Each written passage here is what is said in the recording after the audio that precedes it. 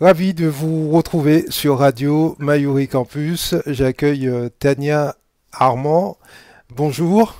Bonsoir à tous. Oui, bonjour, bonsoir, en fonction de l'heure Ouais, pendant à laquelle vous écoutez cette émission ou vous nous regardez. Alors, vous êtes entrepreneur, vous venez de créer nos fameuses têtes penseuses. Est-ce que vous pouvez nous présenter le concept? d'accord. Alors effectivement, donc nos fameuses têtes penseuses a été pensée déjà depuis déjà 2 ans et mis vraiment en place depuis juin 2020. Alors le concept, c'est tout simplement de mettre en valeur et de rendre hommage aux inventeurs et savants noirs qui ont marqué notre époque avec leurs inventions qu'on utilise à l'heure actuelle, comme par exemple le réfrigérateur, la guitare, la lampe électrique. Et voilà, le concept de nos fameuses têtes penseuses, c'est de pouvoir de ne pas les oublier, de ne pas les oublier. Et comment ne pas les oublier? Donc, j'ai trouvé l'idée de pouvoir les mettre sur différents supports qu'on utilise nous aussi au quotidien. Donc, par exemple, t-shirt, sweat, mug, coque de téléphone, robe, etc. Et j'espère encore pouvoir avoir d'autres supports pour pouvoir les mettre dessus. En Voilà. tout, ce sont combien d'inventeurs que vous avez pu répertorier, Donc là, sélectionner? actuellement, je suis partie sur 10 dont leur invention est utilisée toujours à l'heure actuelle. Et donc, on va en rajouter encore 3 avant la fin d'année et après, encore plus, j'espère. Hmm. Est-ce que il n'y a pas la difficulté de pouvoir commercialiser des produits en utilisant les noms de ces personnes-là? Est-ce que c'est libre de droit? Alors, les images qu'on a utilisées ont été modifiées, c'est-à-dire qu'on les a mis sous format dessin. Tout simplement justement pour que ça parle aux enfants ainsi qu'aux grands, donc ce qui fait que c'est pas l'image même de l'inventeur qu'on a pris pour pouvoir mettre sur les supports. Donc, c'est vraiment sous forme de dessin, tout Hmm. simplement. Alors, le point commun de tous ces inventeurs, c'est qu'ils appartiennent tous à la communauté noire, c'est ça? C'est ça, Ouais. exactement. C'était un point important pour moi parce que c'est vrai que dans les livres d'école, dans ce qu'on apprend dans la vie de tous les jours, et même pour mes enfants, ne pas connaître ces inventeurs, pour moi, c'était important qu'ils connaissent, hein, surtout pour nos générations futures, pour ne pas les oublier et bien se rappeler que eux aussi ont été là pour faire avancer le monde jusqu'à maintenant. C'est Voilà. le mouvement Black Lives Matter qui vous a donné l'idée? Alors c'est vrai que ça a été tout ce qui a pu se passer effectivement ces derniers temps qui m'ont déjà poussé à vraiment sortir mon projet, parce que comme j'ai dit, ça m'était venu en tête déjà depuis 2 ans. Et là, cette année, vraiment, il fallait que j'avance. Et effectivement, avec tout ce qui s'est passé en début d'année, La mort de ça m'a George poussé. Floyd également y a C'est ça, contribué? exactement. Mm. Ouais, ouais, ouais. Pour moi, c'était vraiment important d'apporter une petite pierre à l'édifice. Bon, elle n'est pas énorme, mais ça compte. Mm. Alors, ce n'est pas du tout une colle, mais moi je découvre en même temps un certain nombre de noms. J'imagine que c'est le cas pour beaucoup d'internautes et d'auditeurs. Lewis Howard Latimer, par exemple, c'était qui? Ou encore Philippe Dorning. Beaucoup d'anglicismes, beaucoup d'anglais. Ouais, c'est C'est- ça. Alors, c'est vrai que la plupart des inventeurs étaient afro-américains. Alors, vraiment, j'ai sélectionné les inventeurs dont leurs inventions sont utilisées toujours à l'heure actuelle et qui parlent surtout aussi aux enfants. Parce que, bon, quand on parle, par exemple, de feu de signalisation, forcément, ça va tout de suite parler à un enfant. Quand on parle de lampe électrique, on a juste à regarder au-dessus de nos têtes, ça va leur parler. Parce que c'est vrai que mon idée de base, c'était de faire un livre pour les enfants qui ont entre 5 et 10 ans. Bon, par manque de temps et de contact, je n'ai pas pu vraiment finaliser ce projet-là. Donc, je suis partie donc, sur des supports pour ces têtes penseuses. Alors, qu'est-ce qu'il faut en déduire? Parce que en France, cela fait maintenant plusieurs siècles, là, depuis qu'il y a des Noirs. Il y a eu bien évidemment la traite négrière. En France aussi, la présence des Noirs remonte à de nombreuses années. Euh, Mhm. Pourquoi ils sont si peu présents dans parmi les inventeurs, parmi les savants noirs? comment peut-on l'expliquer selon vous? Alors, parce que c'est vrai que les inventions que j'ai choisies, ben, pour moi, étaient vraiment importantes. Après, si je peux avoir d'autres inventeurs, effectivement, noirs, français, ben, avec plaisir que je les mettrai dans l'évolution, justement, de nos fameuses têtes penseuses. Parce que ça a été commencé en juin, on n'en a mis que 10 pour l'instant, et on espère perdurer en mettant mais bien plus. C'est une vingtaine, une trentaine, idéalement, que ce soit français, anglais ou autre, ça serait l'idéal justement de pouvoir vraiment faire ressortir cette communauté noire qui a œuvré pour l'évolution, pour notre évolution.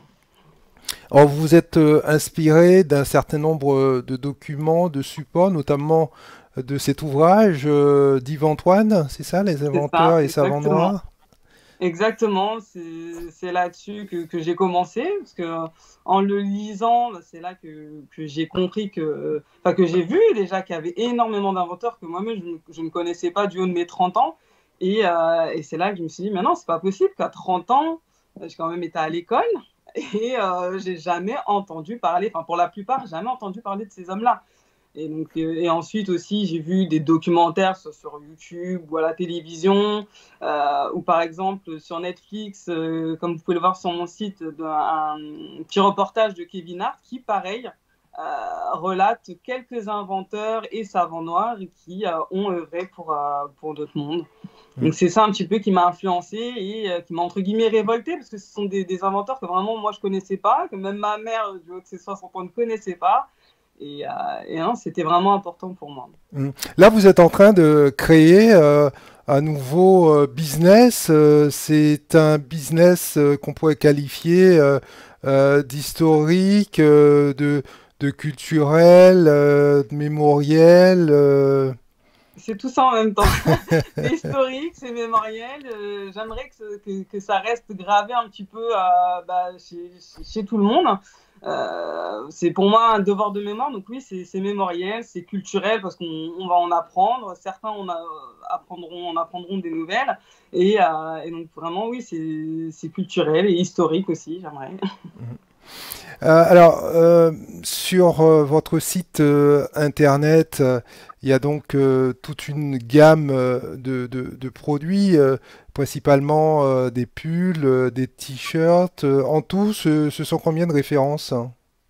En tout, alors bah, justement, il y a 10 inventeurs. Donc pour tous les inventeurs, il y a le même nombre d'articles. C'est-à-dire qu'il y aura 10 suites, 10 robes, bon, bien sûr avec des couleurs différentes.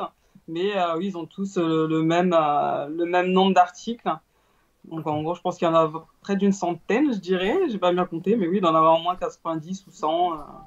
Mm. Et je compte bien continuer afin d'avoir d'autres supports. Là d'ailleurs, il y aura bientôt un nouveau support. Ce sera la robe sweatshirts pour femmes, donc qui va s'ajouter à la collection. Mm. Alors, à chaque idée d'entreprise, il est toujours intéressant pour bien comprendre le concept et bien comprendre l'idée de s'intéresser au parcours Mhm. du fondateur ou de la fondatrice. Dans votre cas, est-ce que justement on pouvait nous parler de votre cursus, de ce qui vous a amené aujourd'hui finalement à créer cette nouvelle entreprise, Mhm. de vos études, pour qu'on puisse en savoir un petit peu plus sur Ouais, vous. bien sûr. Alors, donc, j'ai une enfance assez similaire à beaucoup. Donc, deux parents martiniquais, donc qui sont nés là-bas. Moi, je suis née ici en France. Donc, j'ai eu un parcours général avec, ben, dans une école dans le 60, dans la Picardie, où aussi bah, où il y avait peu de personnes noires. Donc, c'est-à-dire que moi, j'étais une des seules parmi mon parcours scolaire dans les écoles à être une enfant noire. Et c'est vrai que lorsqu'on parlait, lorsqu'il y avait des cours d'histoire et qu'on parlait de tout ce qui était esclavage, etc., déjà juste ça me révoltait un petit peu, ainsi que tout ce que j'ai regardé aussi Kunta Kinte quand j'étais toute jeune, Mhm. quand j'étais à l'école primaire. Et de là, déjà, j'ai senti une âme de révolte. Et ensuite, donc, mon parcours il a continué au lycée. lycée professionnel pour être secrétaire et donc pour travailler dans tout ce qui est administratif. Donc, ce que je fais actuellement, je suis assistante administrative dans une boîte de sécurité privée en Île-de-France. Et donc de là, on va dire, ça fait 2 ans que m'est venue cette idée de pouvoir remettre en avant ces inventeurs noirs. Donc c'est parti justement de tout ça, de mon parcours, de mon passé, de ces petites révoltes que j'ai eues étant plus jeune, tous ces petits documentaires que j'ai pu voir en grandissant, et puis tout ce qui se passe bien sûr dans le monde vis-à-vis des Noirs et même autres cultures qui se passent et qui sont, je trouve, injustes. Et de là, il m'est venu cette idée-là, justement, de travailler plus sur tout ce qui est inventeur et savant. Parce que, et comme j'ai dit, à l'école, on ne les apprend pas, ces hommes-là. Ouais.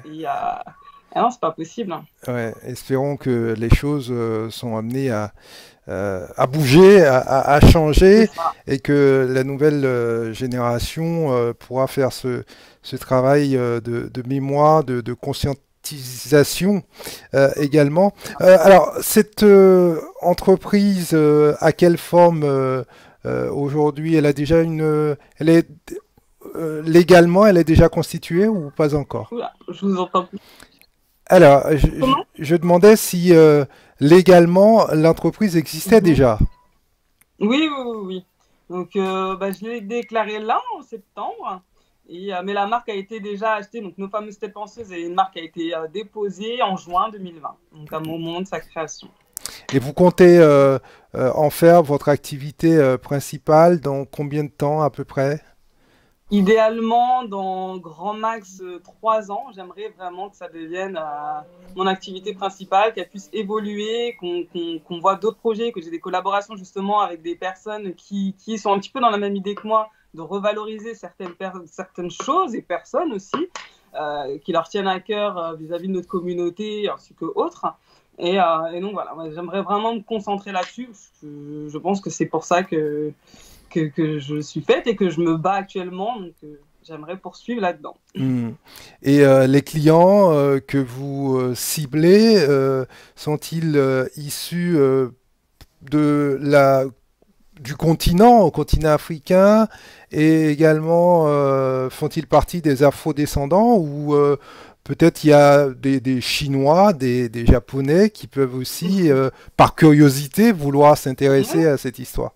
Alors pour l'instant, j'ai pas encore eu de clients japonais ou chinois, mais oui, ça concerne vraiment tout le monde. Justement, je veux que ça concerne tout le monde parce que je veux que tout le monde sache, enfin reconnaisse ou connaisse ces inventaires. Donc oui, ça concerne tout le monde. Je cible vraiment tout le monde, toute communauté. Ouais. Et pour revenir à votre site internet, nos fameuses têtes penseuses, combien de catégories de produits qui sont représentées? Je vois qu'il y a des robes, des débardeurs de femmes, des mugs également. C'est ça, des coques de téléphone, des suites pour enfants, des t-shirts adultes, des t-shirts enfants.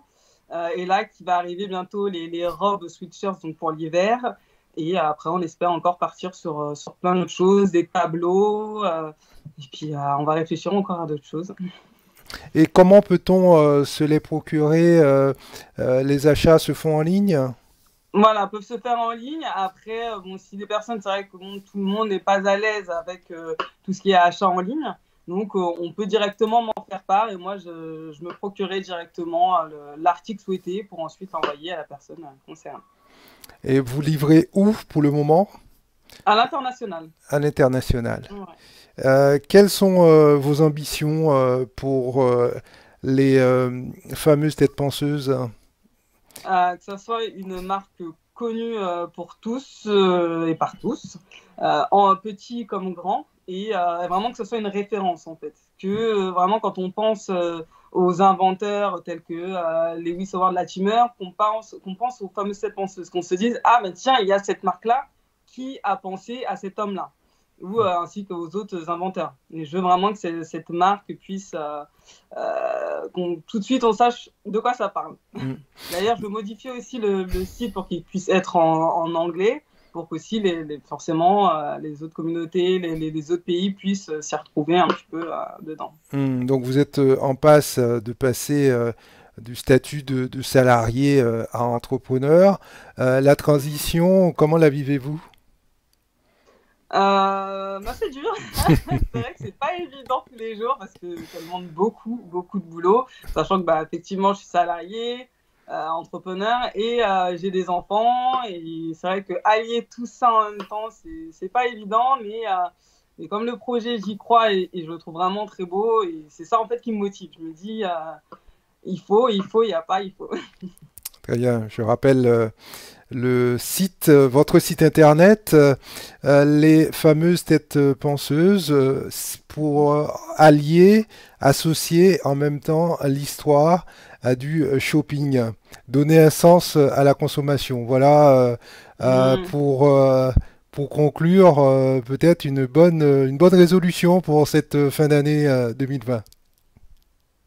Une bonne résolution, déjà qu'on termine tous bien l'année, parce que c'est très très mal parti au vu de tout ce qui se passe en ce moment. Ouais. Et non, oui, que tout le monde finisse bien l'année, qu'il puisse bien fêter et pas trop dépenser, à part sur mon site. Ah si, quand Sinon, même, sur non, les fameuses têtes penseuses.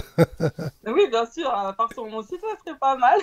Mais sinon, vraiment que tout le monde puisse réussir ses projets, c'est vraiment tout ce que je souhaite aux futurs entrepreneurs, parce que c'est pas évident de se lancer quand on passe du salariat à entrepreneur, c'est vraiment un autre monde.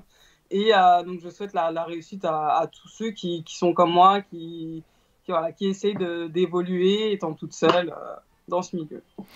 Merci beaucoup, Tania Armand, de nous avoir présenté les fameuses têtes penseuses, ce site internet qui propose des produits estampillés à l'effigie de nos chercheurs savants noirs jusqu'à maintenant qui étaient dans l'ombre. Très belle initiative. Merci à vous et à bientôt.